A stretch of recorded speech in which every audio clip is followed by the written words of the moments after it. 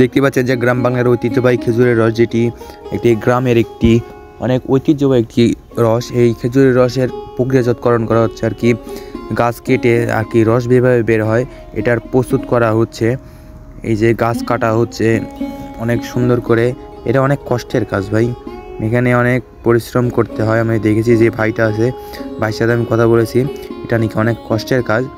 দেখতে পাচ্ছেন কত নিখুঁতভাবে কাজটি মানে চাষা হচ্ছে আর কি, কাটা হচ্ছে।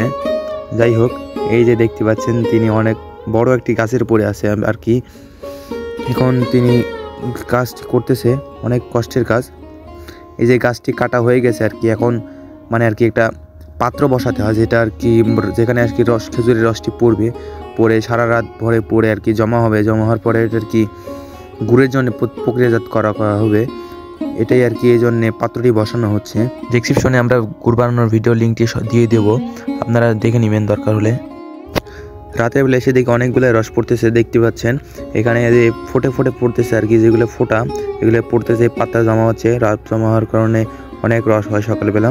আর ভিডিওটি দেখার জন্য অনেক অনেক ধন্যবাদ সবাইকে। আসসালামু আলাইকুম। চ্যানেলটি সবাই সাবস্ক্রাইব করে দেবেন প্লিজ।